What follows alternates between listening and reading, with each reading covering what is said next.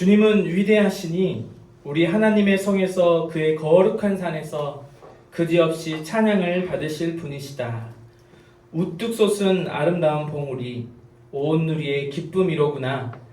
자폰산의 봉우리 같은 시온산은 위대한 왕의 도성, 하나님은 그 성의 여러 요새에서 자신이 피난처이심을 스스로 알리셨다. 아멘. 우리 다 같이 사도신경으로 우리의 신앙을 하나님께 고백하겠습니다. 나는 전능하신 아버지 하나님, 천지의 창조주를 믿습니다. 나는 그의 유일하신 아들, 우리 주 예수 그리스도를 믿습니다. 그는 성령으로 잉태되어 동정녀 마리아에게서 나시고 본디오 빌라도에게 고난을 받아 십자가에 못 박혀 죽으시고 장사된 지 사흘 만에 죽은 자 가운데서 다시 살아나셨으며 하늘에 오르시어 전능하신 아버지 하나님 우편에 앉아 계시다가 거기로부터 살아있는 자와 죽은 자를 심판하러 오십니다. 나는 성령을 믿으며 거룩한 공교회와 성도의 교제와 죄를 용서받는 것과 몸의 부활과 영생을 믿습니다. 아멘.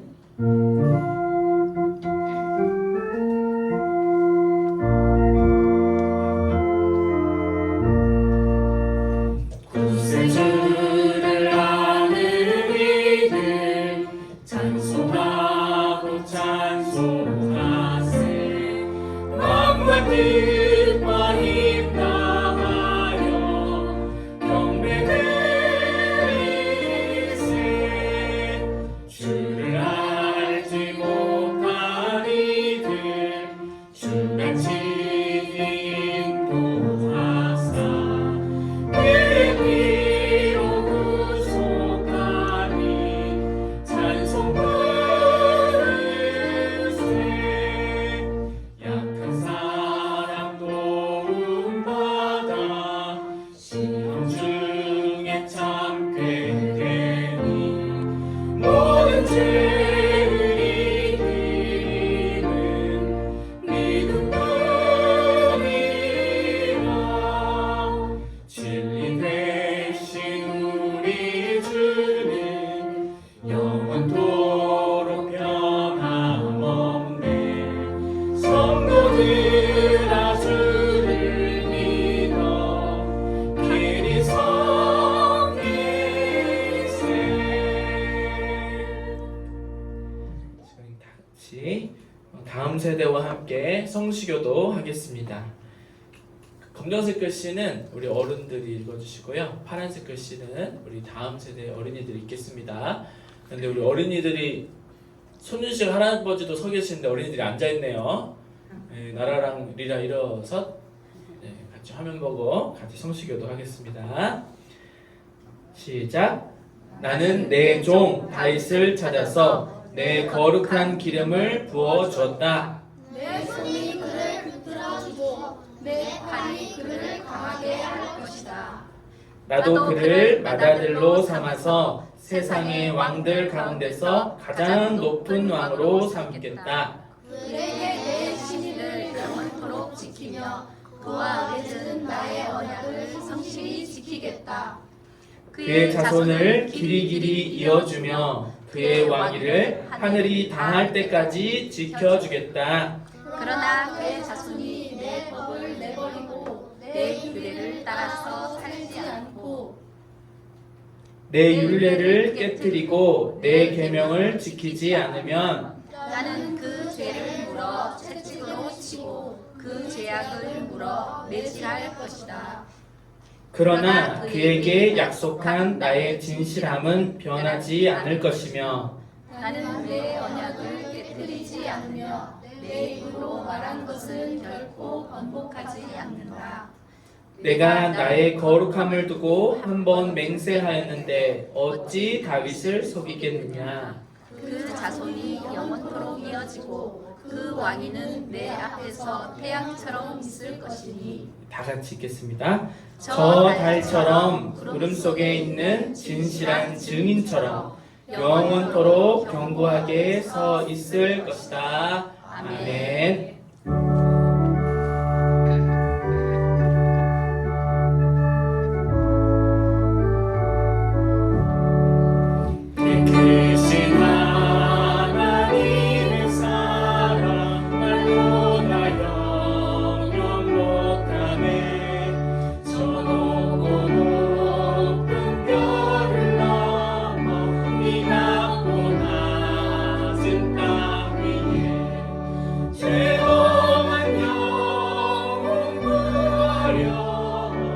아들 보내사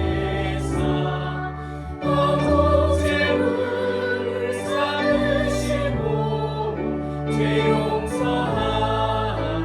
용서하셨네. 하나님께 신 사랑은 증량다 못하네.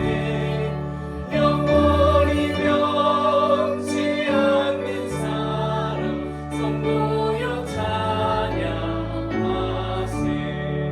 괴로운 시절 지나가고 땅 위에 영화 쇠할 때 죽이지 않던 영혼들은 큰 소리 외쳐 울어도 주 믿는 성도들에게 큰 사랑 베푸사 우리의 죄 사했으니 그 은혜 잊을까. 하나님께 신 사랑은 증량다 못하네. 영원히 변치 않는 사랑 성도여 찬양하세. 하늘을 두루마리 삼고 바다를 먹물 삼아도 한없는 하나님의 사랑 가기로 갈 수 없겠네. 하나님의 크신 사랑 그 어찌 닿았을까. 저 하늘 높이 쌓아도 채우지 못하리.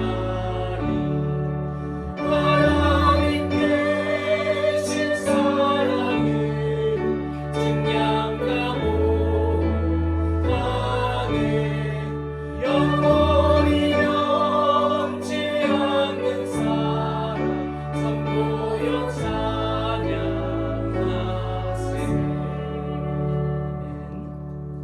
우리 자리에 앉아서 우리 하늘교회 공동체를 위한 기도를 한 목소리로 하나님께 드리겠습니다. 앞에 화면 보시고 같이 천천히 의미를 생각하면서 기도문을 읽겠습니다. 시작. 사랑하는 하나님 아버지, 주일 아침 하나님께 예배하려고 교회로 모였습니다. 하나님을 향해 있는 저희의 얼굴을 섬세하게 살펴봐 주십시오. 저희가 지난 한 주 살아온 모습도 톱파봐 주십시오. 예수님의 은혜에 힘입어 저희를 어여삐 여겨주시기를 간절히 기도합니다. 저희 나름대로 하나님의 뜻대로 살려고 노력했습니다. 하지만 저희 힘만으로 하나님께 순종하는 삶을 살기가 쉽지 않았습니다. 날마다 세상의 유혹과 시험이 거친 파도처럼 저희를 흔들고 옛사람은 뱀처럼 다리를 틀고 앉아 저희를 넘어뜨리려고 합니다. 저희가 시험에 빠지지 않도록 성령 충만을 간구합니다. 날마다 깨어 숨쉬는 것처럼 하나님의 은혜는 늘 충만합니다. 다만 우리가 하나님의 은혜를 망각하면 꼭 넘어지고 맙니다.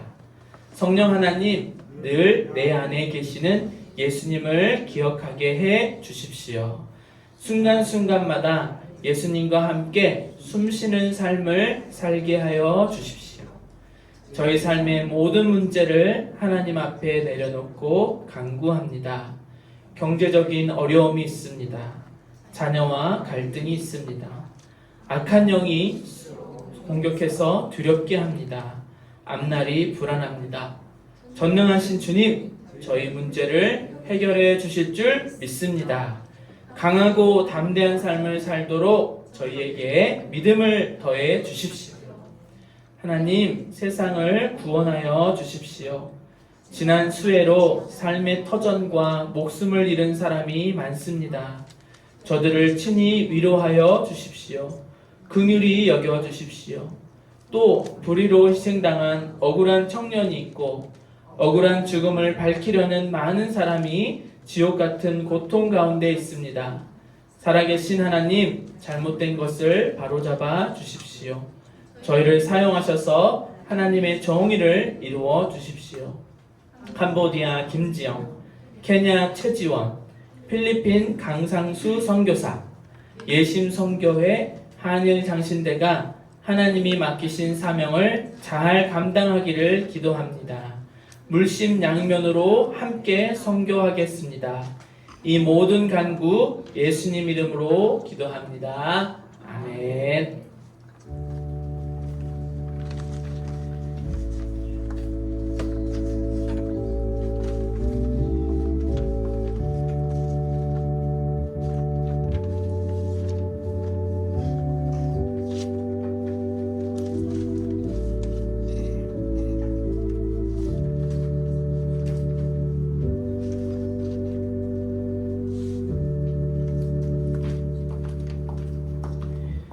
평화의 인사를 나누겠습니다. 제가 먼저 여러분께 인사드리면요, 여러분도 저하고 우리 앞에 예배위원들에게 인사를 건네주시면 감사하겠습니다. 우리 주 예수 그리스도의 평화가 여러분과 함께 하시기를 간구합니다. 우리 주 예수 그리스도의 평화가 함께 하시기를 기도합니다. 네, 이제 옆 사람에게 예수 그리스도의 평화가 당신과 함께 하기를 하고 인사 나누겠습니다. 옆 사람께 시작.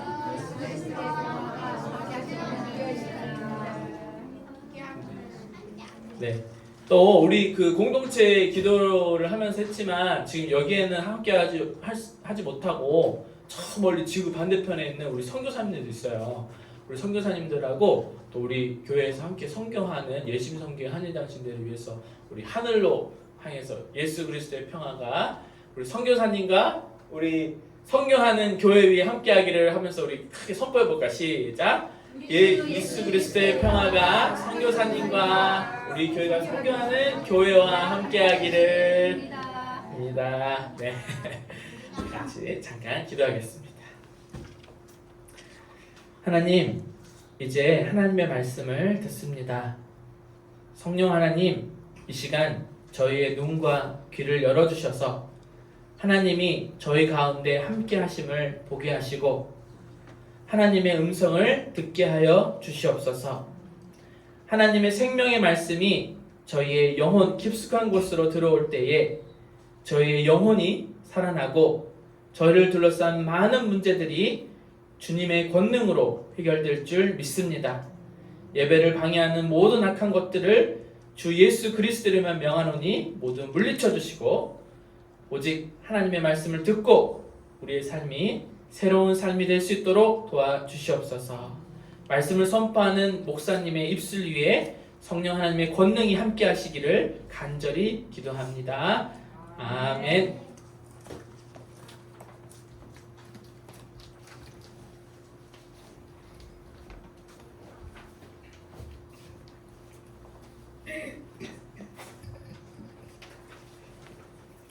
오늘 하나님께서 우리에게 주신 말씀은 마가복음 6장 30절에서 34절까지 말씀과 53절에서 56절까지 말씀입니다. 저희가 말씀을 봉독하겠습니다. 하나님의 말씀을 경청하십시오.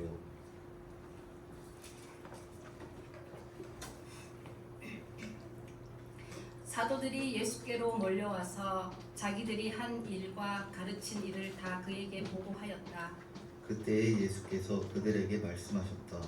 너희는 따로 외딴 곳으로 와서 좀 쉬어라. 거기에는 오고 가는 사람이 하도 많아서 음식을 먹을 겨를 조차 없었기 때문이다. 그래서 그들은 배를 타고 따로 외딴 곳으로 떠나갔다.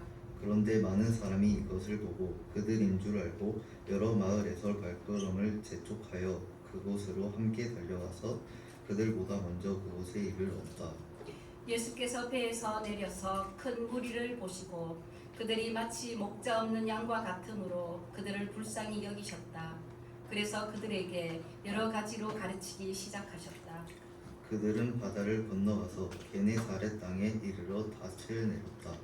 그들이 배에서 내리니 사람들이 곧 예수를 알아보고 그 온 지방을 뛰어다니면서 예수가 어디에 계시든지 병자들을 침상에 눕혀서 그곳으로 데리고 오기 시작하였다.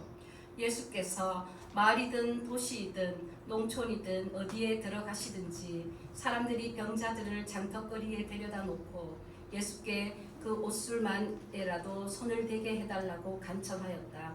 그리고 손을 댄 사람은 모두 병이 나았다.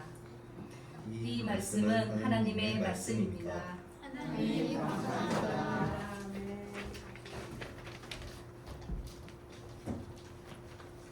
할렐루야. 네, 반갑습니다. 지난 한 주 동안 살아오면서 여러분들의 감사한 또 이야기도 듣고 싶고 감사한 일들이 얼마나 있었는지 또 궁금하기도 합니다. 저는 지난 목요일 18일 가정교회 지역 모임을 에덴교회에서 가졌는데요.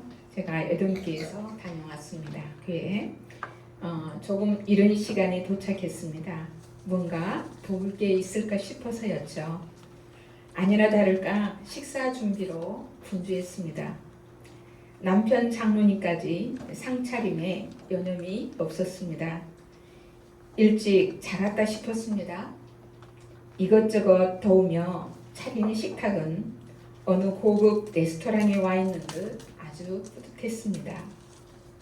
연어 초밥을 비롯해서 소불고기, 삼색나물, 고사리, 빨갛게 무친 죽순, 오이 무침, 토마토 마리네이드. 이 마리네이드가 음식이라는 말을 처음 그때 알았습니다. 무엇보다 국물 대신에 열무, 물김치가 신의 한 수였습니다. 맛깔나게 차려진 식탁을 지나칠 수 없어 카메라 인증샷을 남겼죠. 담소를 나누는 식사 시간은 그 어느 때처럼 모두 평안하고 행복했습니다. 언제 보아도 소박하고 행복한 목회자들이다 싶습니다. 세상 말로 성공한 대형 교회 목회자는 아닐지라도 오로지 영혼구원하여 제자 삼는 주님의 꿈을 이루고자 고군분투하기에 점심과 다과를 마친 후 찬양으로 은혜를 나누고 모임과 섬기는 교회와 사역을 위해서 함께 뜨겁게 통성기도를 했습니다. 그리고 그동안의 사역들을 나눴죠. 순간 나눔의 얼굴들을 보면서 야, 세상에서 우리같이 복된 자도 없을 것 같아 라는 생각이 들었습니다.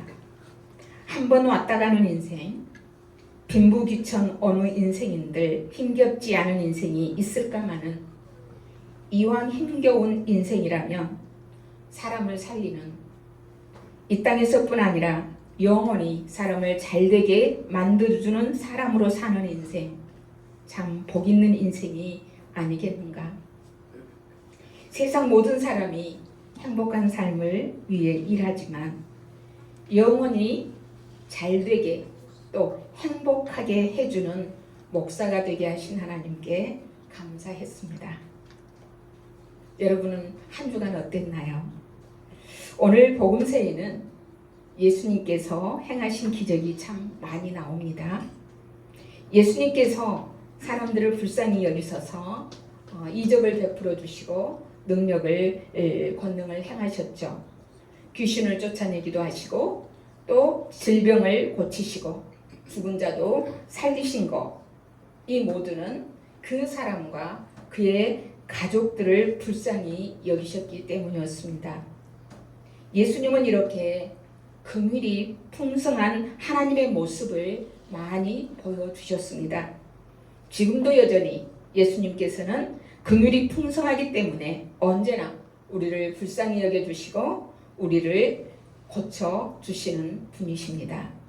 특별히 오늘 본문은 예수님께서 행하신 두 가지 기적을 전해주고 있는데요.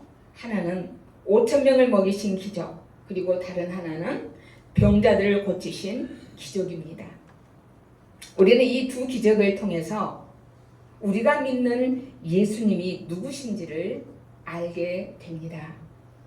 자, 그렇다면 오늘 이 두 사건에서 여러분이 보고 알게 된 예수님은 어떤 분이신가요? 우리 두 분이 하나님 말씀을 참 차분하게 잘 읽어주셨습니다.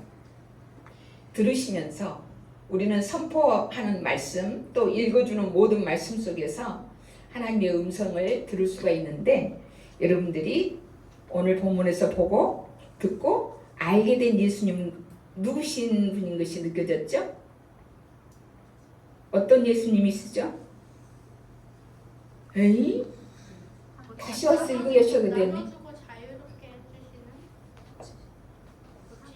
해주시는 오! 고치시는 예수님. 그렇지. 아, 그거를 저는 듣고 싶어서요. 기적을 베푸시는, 은혜를 베푸시는, 불쌍히 여기시는 그 예수님.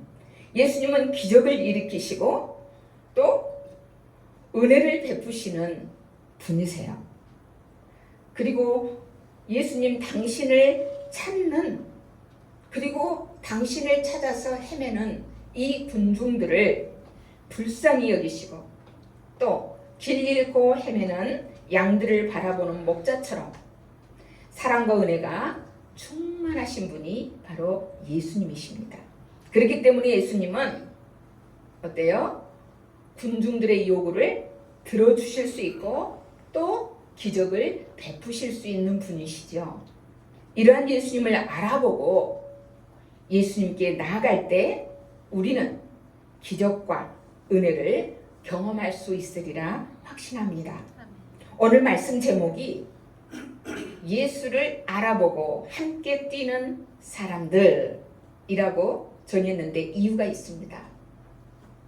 오병이의 기적을 베푸실 때도 또 게네사렛에서 많은 병자를 고치실 때도 군중들은 예수님을 알아보고 함께 예수님께 달려왔습니다. 그런데 여기 달려왔다는 단어는 복합동사거든요. 이런 그 언어 얘기를 안 하려고 하는데 어쩔 수 없이 하게 되는 거는 이 헬라어 언어에서 보면 달리다라는 트레코와 함께라는 순이 붙어가지고 순 트레코, 함께 달리다, 함께 뛰다 이런 의미를 가지고 있더라고요. 그래서 제목을 제가 함께 뛰다를 넣어서 함께 뛰는 사람들이라고 정했습니다. 이 34절까지만이 그러는 게 아니라 또 이 53절에서 56절 내용을 보게 되면 우리가 56절에서도 보지만 54절에서 예수님을 알아보고 이 군중들이 각 지방 온 지방에서 막 뛰어다니면서 이리저리 뛰면서 함께 예수님께 달려오는 모습을 보게 됩니다. 여기서도 복합 동사로 돼 있어요. 함께 뛰는 거예요. 그래서 이리저리 뛰면서 함께 예수님을 향해 달려오는 군중들처럼 우리도 예수님이 누군지 제대로 배워서 제대로 예수님을 분명히 알고 바른 믿음을 가지면서 그 바른 믿음으로 함께 예수님을 향해서 뛰어가자 이런 감동으로 제가 은혜를 받았기에 제목을 이렇게 예수님을 알아보고 함께 뛰는 사람들 이렇게 정했습니다. 그래서 어떤 경우에도 우리의 시선을 예수님께 집중하면서 사는 그런 삶을 살 수 있기를 소망합니다. 따라서 오늘 본문을 통해서 그렇다면 당시 많은 사람이 과연 예수님을 어떤 분으로 알게 되었는지 어떤 분으로 알았을까?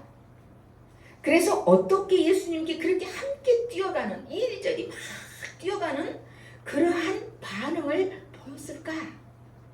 이것을 살펴보면서 우리가 오늘 말씀에서 배워야 할 것이 뭔지 각자에게 성령님의 음성에 들려줄 수 있기를 축복합니다. 먼저 오늘 본문에서 예수님은 긍휼히 여기시는 분이십니다. 바로 이 군중들은 이것을 알았어요. 불쌍히 여기시는 분이라는 걸 알았습니다. 그리고 그분을 믿었습니다. 그래서 그분께 달려왔습니다. 여러분, 긍휼이 무슨 뜻이죠? 오늘 본문에 보면 개정에는 긍휼이지만 오늘 우리가 세번역에서 보게 되면 불쌍히 여긴다 그러잖아요. 여기 불쌍히 여기는 마음, 긍휼이 바로 불쌍히 여기는 마음이죠. 34절을 보면 예수께서 배에서 내려서 큰 무리를 보시고 그들이 마치 목자 없는 양과 같으므로 그들을 어떻게 여기셨다? 불쌍히 여기셨다. 이게 긍휼이에요. 근데 이 불쌍히 여기셨다가 긍휼인데, 긍휼을 뜻하는 이 단어 속에 이것도 흩어진 말이에요. 긍휼의 본래의 뜻은 함께 고통받는다. 이게 함께 고난이라는 패션이 붙어서 컴패션, 그게 긍휼이거든. 그렇다면 긍휼은 뭐냐? 그냥 불쌍히 여기는 거? 이런 것뿐만이 아니라는 거예요. 불쌍히 여기는 그런 것이 어떤 깊은 의미가 있느냐? 함께 고통을 받는다는 거예요. 예수님께서 그 군중들을 불쌍히 긍휼히 여기신다는 이 말은 그 백성들이 고통당하는 그곳에 예수님이 깊숙이 들어가셔서 그 사람들과 함께 고통을 나눴다는 거예요. 그런 뜻이에요. 한마디로 어때요? 그 사람의 고통 속으로 들어가시는 예수님, 이런 뜻이에요. 우리가 아시겠지만 예수님의 모든 사역의 중심에는 이 불쌍한 마음이 있어요. 긍휼히 여기는 마음이 있었어요. 그리고 예수님의 성품 가운데도 그러잖아요. 하나님의 이 성품 한가운데도 이 긍휼이 있거든요. 생각해 보세요. 하나님이 세상에 당신의 아들을 보내신 이유가 뭐예요? 우리를 불쌍히 여기셨잖아요. 우리를 향한 이 하나님의 사랑, 불쌍히 여기신 그 긍휼 때문 아니겠어요? 그렇기 때문에 예수 그리스도가 이 땅에 오셨다는 그 사실은 예수님이 우리의 고통 속으로 들어오셨다는 거예요. 예수님이 성육신 인간의 몸을 입고 이 땅에 오셨다? 이것은 우리의 고통 속으로 쑥 들어오셨다, 이런 뜻이에요. 그러니까 아직 여러분, 그렇기 때문에 아직 세상이 심판을 받지 않고 멀쩡한 거예요. 바로 하나님의 긍휼하심 때문에. 하나님의 긍휼이 없었다면 아마도 오늘 저와 여러분은 존재할 수가 없을 거예요. 그래서 오늘 본문 속에서는요, 이런 예수님의 긍휼하신 마음을 우리가 볼 수 있어요. 마가복음 6장을 이렇게 전체적으로 살펴보면요, 예수님은 두루 마을을 돌아다니면서 하나님 나라를 가르치시고 또 제자들을 세상으로 파송을 하셨어요. 그리고 제자들은 어때요? 파송을 받아서 세상으로 나가서 복음을 전하고 하나님 나라를 선포했죠. 그리고 나서 다시 제자들이 돌아와서 예수님께 어때요? 자기들이 나가서 복음 전파하고 하나님 나라를 가르치셨던 그 현장에 대해서 이야기를 하는 거예요. 보고를 하는 거예요. 이렇습니다. 그러고 보고를 하는 거예요. 그 이야기를 다 들으시고 예수님께서는 제자들을 어떻게 하시죠? 제자들이 와서 막 땀 쭉쭉 흘리고 이제 복음 전하고 하나님 나라 선포하고 돌아와서는 주님, 우리 마치고 돌아왔어요. 제가요 어디를 갔더니 어떻게 막 이야기 다 했어요. 예수님이 그 얘기를 딱 들으시고 어떻게 하셔서 제자들에게, 네? 오늘 말씀을 귀담아 들으셔야 돼. 돌아와서는 예수님께서 사역 현장을 다 들으시고 제자들에게 쉬게 하세요.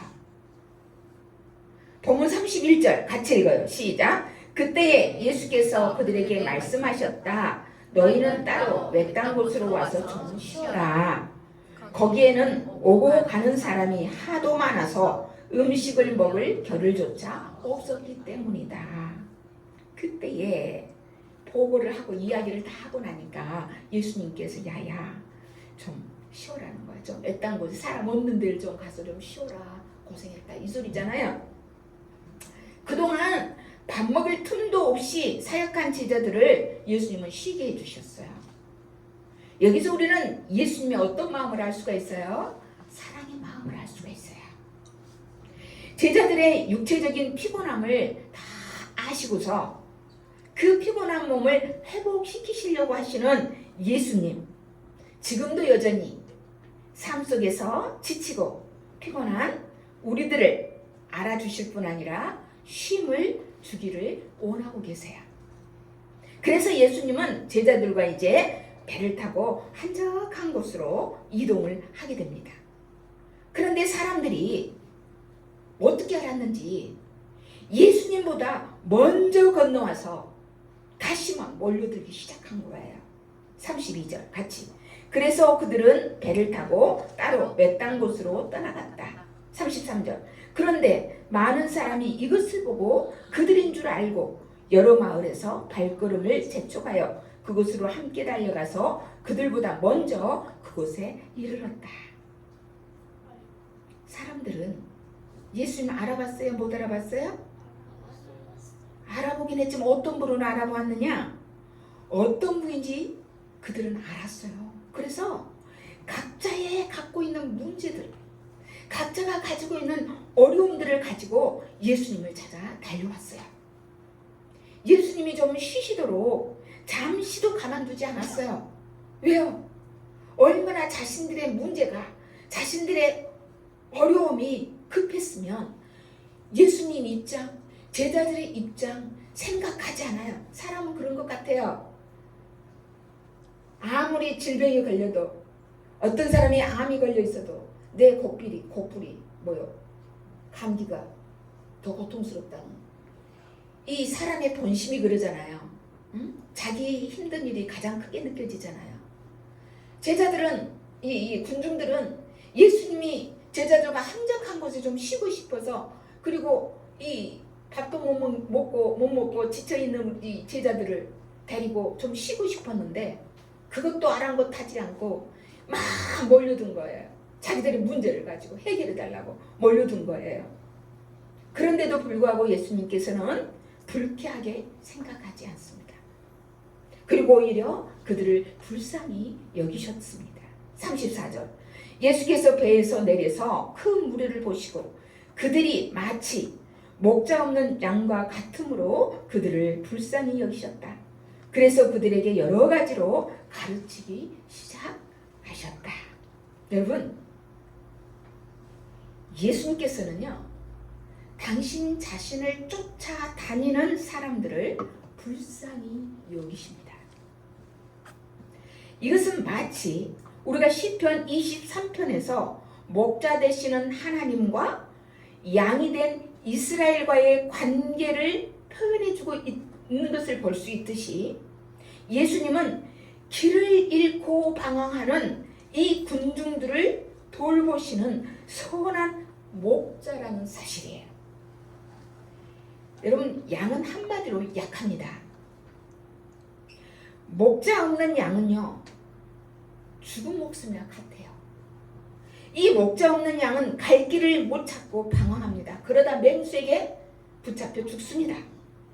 목자 없는 양은 어디로 가야 먹을 게 있는지, 어디가 안전한지 전혀 알지 못합니다. 이러한 양떼를 향한 분유한 마음이 예수님께 있었다는 거예요. 그런데 마가가 왜 이런 말을, 목자와 양을 비유한 이런 말을 기록했을까? 예수님은 당시에 그 시대의 종교 지도자들의 행태를 보면서 무척이나 안타깝게 여기셨어요. 백성들은 지금 로마 식민지하에 있죠? 정치적으로나 또는 사회적으로나 경제적으로나 종교적으로나 극한 어려움, 말할 수 없이 어려움을 겪고 있었어요. 무엇보다 백성들의 마음을 어루만져주고 위로해줘야 될 이 종교 지도자들이 하나님의 말씀과 뜻이 무엇인지를 제대로 가르쳐주지를 않은 거예요. 심지어 이 종교 지도자들로서 하나님이 어떤 분인지조차도 알려주지 그래서 모든 이 백성들은 갈팡질팡인 거예요. 위로의 하나님, 긍휼이 많으신 하나님, 불쌍히 여기신 하나님을 알지 못해요. 그래서 이 백성들은 그야말로 영적으로도 정신적으로도 환경적으로도 큰 고통 속에 있었던 거예요. 이런 안타까운 현장에서 예수님은 그들이 마치 목자가 없는 양같이 보인 거예요. 그런 현장 속에서 고통받는 그 사람들에게 불쌍히 여기시는 마음을 온전히 쏟아 부으신 거예요. 그게 그 고통 속으로 예수님이 들어가셨다는 거예요.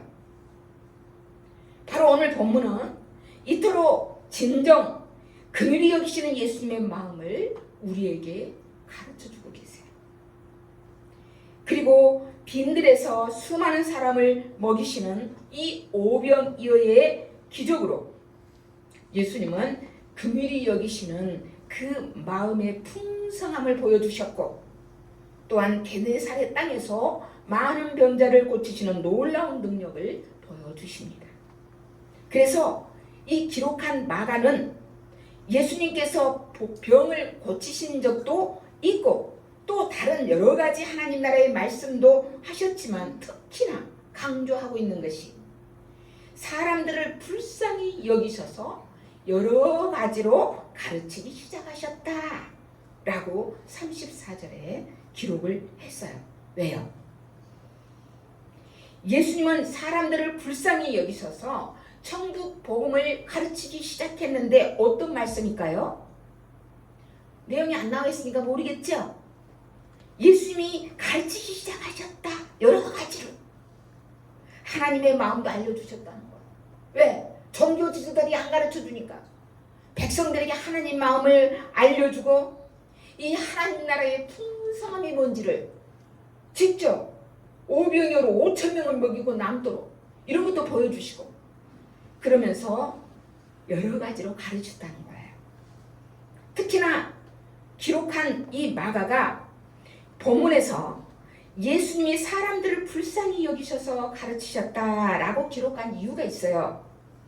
그것은 당시에 압제하고 괴롭히는 이 종교 지도자들이 하나님을 알지 못하게 하는 일에 맞섰다는 거예요. 종교 지도자들은 백성들 아랑곳하지 않아요. 자기의 이익과 기득권을 지키려고 혈안이 돼 있었어요. 이기적이었어요. 백성들이 어떻게 되든지 말든지, 그리고 강한 엄한 율법적인 것으로 짓눌렀어요. 그런데 예수님은 그게 맞서서 하나님을 가르쳐 주셨다는 얘기를 하고 싶었던 거예요. 버겁고 힘든 고달픈 인생을 살아가는 그 백성들에게 하나님이 얼마나 너희를 사랑하고 계시는지, 얼마나 그 고통과 함께하고 있는지 이것을 예수님은 보여주신 거예요. 공중의 새보다 들에 피는 꽃들과 풀보다도 더 너희들을 사랑하셔서 먹이시고 입히신단다. 염려하지 마라. 걱정하지 마라. 이렇게 비유를 들어가면서 예수님은 가르쳐 주신 거예요. 지금도 여전합니다. 예수 그리스도를 믿으면 하나님의 아들이 되고 하나님께서 기뻐하시는 새로운 존재가 된다고 우리에게 말씀하고 계세요. 우리에게 새로운 자의식을 부어주신 거잖아요. 약속된 말씀 가운데서 새로운 꿈을 꾸게 하시잖아요. 예수님은 그래서 예나 지금이나 영적으로 깨우침을 받는 것이 그 어떤 것보다 더 소중함을 아시고서 이 군중들을 불쌍히 여기시면서 가르치셨어요. 이러한 주님의 불쌍히 여기면서 가르쳐 주심을 통해서 새로운 역사는 이루어갑니다. 예수님의 긍휼과 사랑의 말씀으로 새로운 삶의 길이 열릴 줄 믿습니다. 때문에 우리는 우리를 긍휼히 여기시는 예수님께 나아가기 힘써야 합니다. 예수님의 긍휼을 배워야 됩니다. 우리 자신에게는 결코 그 누군가를 불쌍히 여길 수 있는 능력이 없습니다. 그렇기 때문에 우리는 하나님으로부터, 예수님으로부터 그 긍휼의 마음을 배우고 흡족히 채워야 합니다. 그래서 사랑하고 긍휼을 베풀면서 그게 이웃으로 흘러 함께 나누는 그런 삶을 살아야 합니다. 우리는 세상을 그렇게 예수님처럼 긍휼의 마음으로 섬길 수 있어야 합니다. 우리 모두가 긍휼의 마음을 예수님께 배우면서 하나님의 사랑도 경험하고 또 그 사랑을 누리고 그 사랑을 또 긍휼을 이웃들에게 흘려 보내주는 그런 사람 되기를 축복합니다. 이제 두 번째 마지막, 오늘 본문에서 예수님은 기적을 베푸시는 분이다 라는 것을 우리에게 알게 해줍니다. 군중들은 그것을 알았습니다. 군중들은 예수님이 기적을 베푸시는 분이라는 걸 알고 예수님을 믿었어요. 그래서 예수님이 오신다는 소문만 듣고도 달려왔어요. 많은 사람 중에는 기적을 믿는 사람이 있는가 하면 믿지 않는 사람도 있습니다. 하지만 기적을 믿지 않는 사람은 대개 하나님의 존재를 믿지 않는 사람들입니다. 자기를 믿고 산다. 내 주먹을 믿는다. 내 돈을 믿는다. 내 지식을 믿는다. 자기를 믿고 사는 사람들이 그렇습니다. 우리는 하나님의 존재를 믿기 때문에 하나님이 원하시기만 하면 얼마든지 기적을 베풀어 주실 수 있으리라고 믿는 줄 압니다. 우리가 기적을 믿는다고 하는 것은 하나님의 존재를 믿는다는 것과 직결되는 것이에요. 하지만 하나님의 존재를 믿지 않는 사람은 기적을 기대할 수도 없고 믿을 수도 없죠. 왜요? 기적은 하나님이 인간의 어려움 중에 깊이 개입하시는 것이기 때문에 그렇습니다. 아시겠지만 예수님은 마치 기적을 몰고 다니는 분이라고 말할 정도로 많은 기적을 일으키셨습니다. 예수님은 하나님의 아들로서 이 세상에 기적을 이끌고 오셨습니다. 예수님이 오셨다는 자체가 기적이지 않습니까?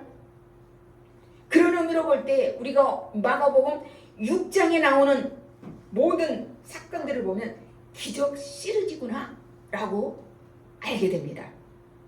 오병이요. 그 다음에 바다 위를 걸으시잖아요. 게네사렛 마을에 가서 병자를 고쳐주시잖아요.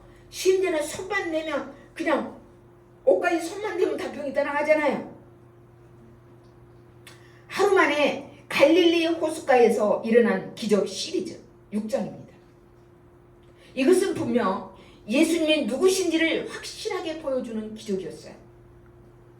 그리고 우리에게 예수님의 무한한 능력을 약속해 주시는 말씀이기도 합니다. 보십시오. 예수님께서 오병이어의 기적을 일으키시자 사람들은 예수님이 기적의 장 본인이구나. 예수님만 있으면 문제가 없겠구만. 알게 된 거예요. 심지어는 그래서 어떻게 해요? 왕으로 삼으려고 그랬잖아요. 왕으로. 예수님을 왕으로 삼으려고 그랬잖아요. 그래서 그들은 예수님이 오신다는 소문을 듣고 기적의 장본인 예수님 오셨다. 이 소문을 듣고 병자들을 여기저기서 다 데리고 예수님께 나왔습니다. 게네사렛 사람들은 더 이상 예수님에 대해서 시큰둥하지 않았어요. 방관하지 않았어요. 예수님이 기적과 은혜를 베푸시는 분이라는 걸 알아봤어요.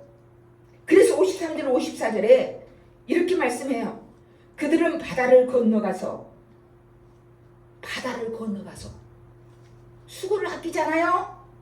게네사렛 땅에 이르러 닻을 내렸다. 그들이 배에서 내리니 사람들이 곧 예수를 알아봤다.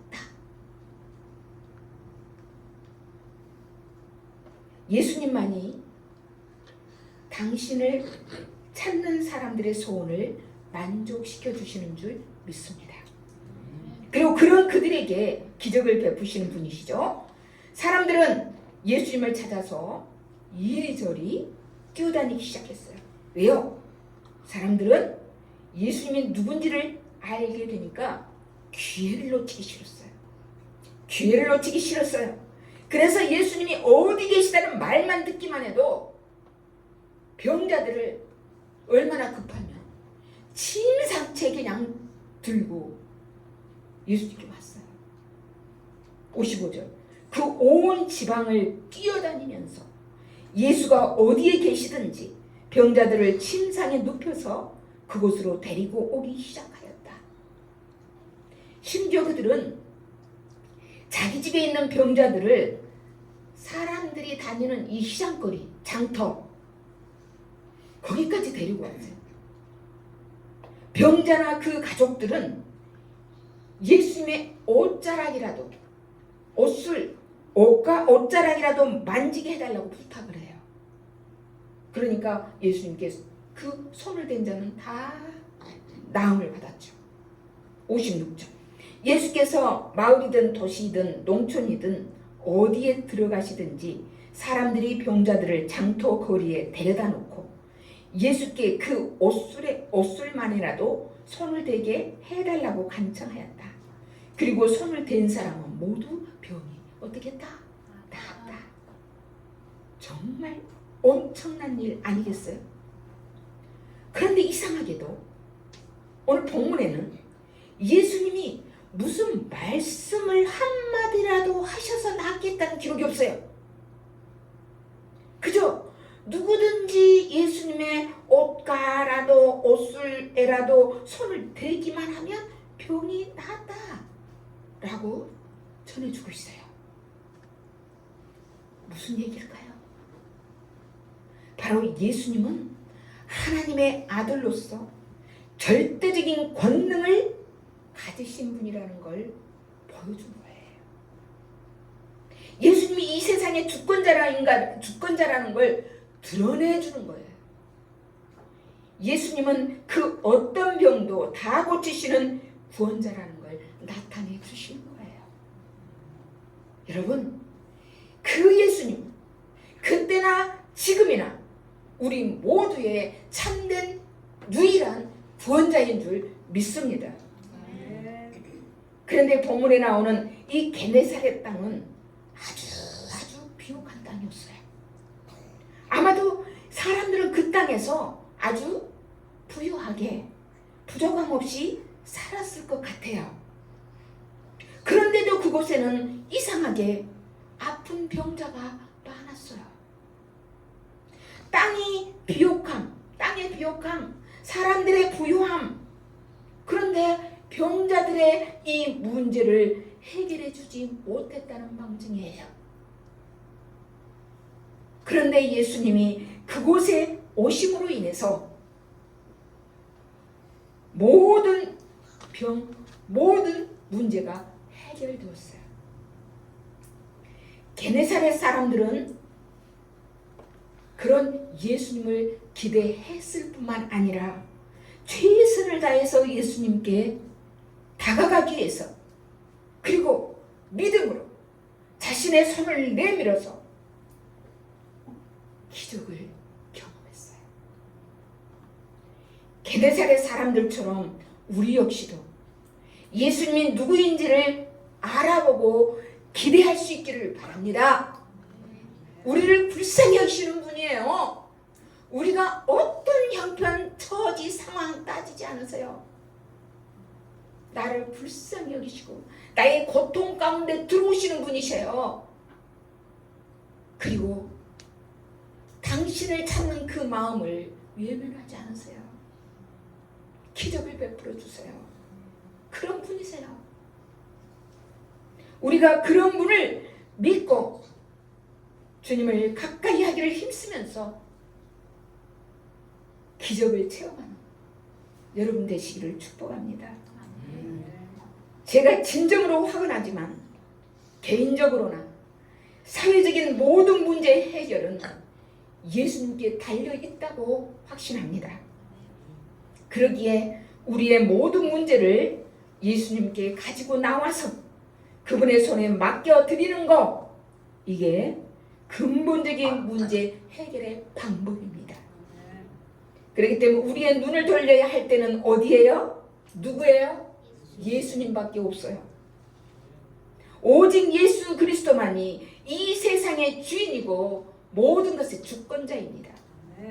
예수님만이 우리를 고칠 수 있고 구원하실 수 있을 뿐 아니라 우리는 우리의 암울한 현실 앞에서도 그 고통 가운데 쑥 들어오셔서 함께 하시면서 우리에게 두려워하지 마라, 낙심하지 마라, 우리를 북돋아 주시고 격려해 주시고 우리와 함께 하시면서 기적을 베풀어 주시는 분이십니다.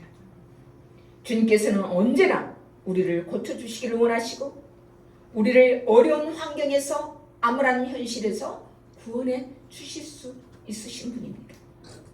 지금도 우리가 주님을 믿고 고침받기를 갈망해서 예수님께 나오기를 그분은 기다리고 계시고 원하고 계십니다. 따라합시다. 예수님은 우리의 구원자입니다.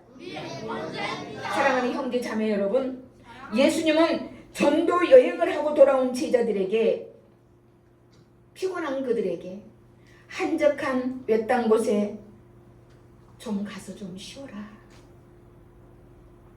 해주셨어요. 제자들을 향한 그분의 사랑의 마음, 거기서 우리는 느낄 수 있어요. 또한 예수님은 자신을 찾아온 병자들을, 당신 몸은 지쳐서 피곤한데 그들을 외면하지 않으시고 그들의 아파하는 고통 속에 들어가 그들을 불쌍히 여기시면서 그들의 모든 병과 문제를 해결해 주셨어요. 그 주님이 지금 저와 여러분과 함께 하고 있는, 그리고 그분을 믿는 그 예수님이십니다. 그 예수님을 알아보고 그 예수님께 함께 달려가서 그 예수님이 베푸시는 놀라운 은혜와 사랑을 늘 경험하며 살 수 있기를 예수님의 이름으로 축복합니다. 기도합시다. 하나님 아버지, 우리를 긍휼히 여겨주시는 은혜에 정말 감사드립니다. 주님께서 저희를 긍휼히 여기시고 사랑하셔서 우리의 풍요로움이 지속됨을 깨닫습니다. 이 세상의 주권자, 모든 문제의 해결자이신 예수님을 우리가 제대로 알고 믿으며 주님 앞에 나아가는 저희가 되게 하시고 예수님이 베푸시는 기적과 은혜를 체험하며 살게 하여 주옵소서. 그래서 이제는 주님이 베푸신 사랑과 긍휼로 내 형제와 이웃들을 세워주고 우리의 온 마음을 쏟아내며 생명과 회복의 역사를 만들어가는 믿음의 사람들이 다 될 수 있게 하여 주시옵소서. 예수님의 이름으로 기도합니다. 아멘. 이 말씀 따라 사는 동안 지치지 않게 하시고 이 말씀 따라 사는 동안 주님 나라 이루소서.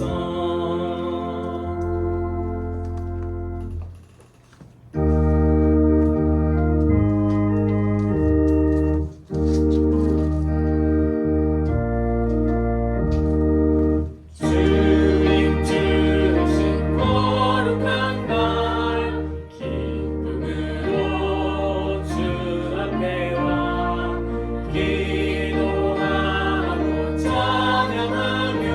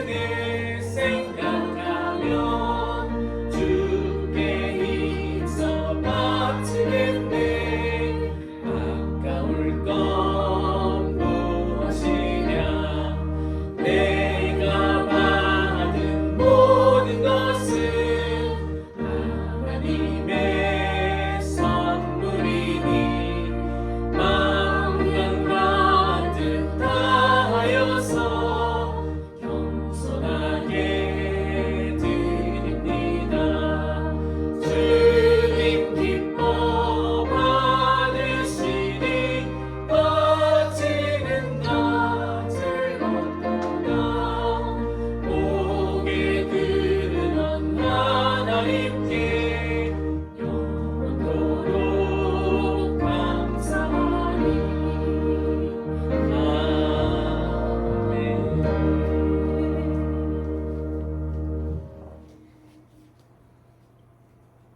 기도하십시다.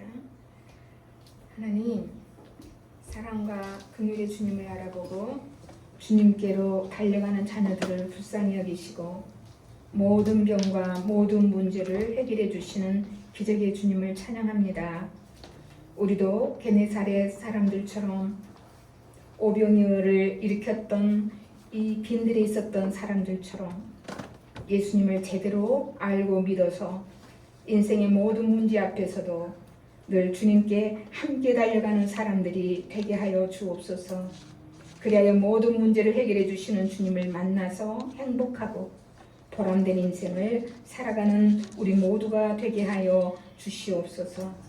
오늘도 베풀어 주시는 사랑과 은혜에 감사하여 수고하여 얻은 물질, 우리의 삶을 함께 이 물질과 함께 올려드립니다.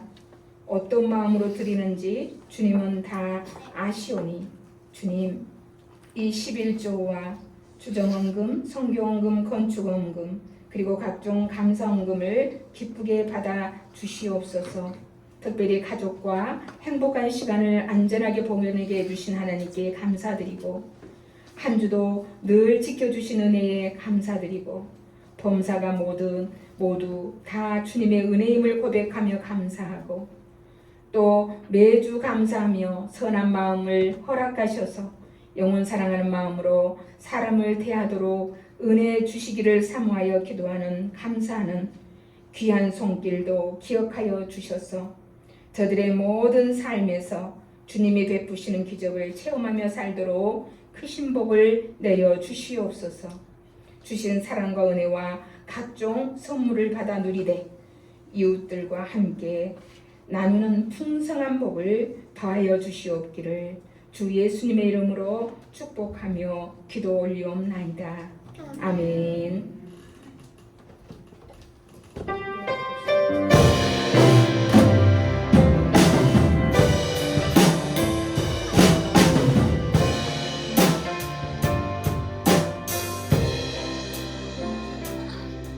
우리에게 소원이 하나인데 주님 다시 오실 그날까지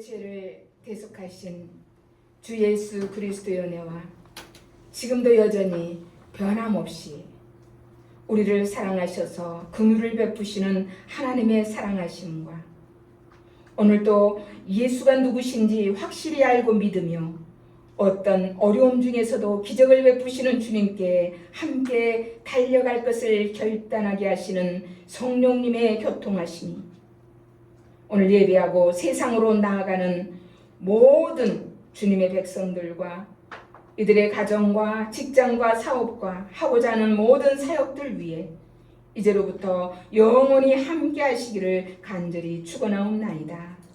아멘.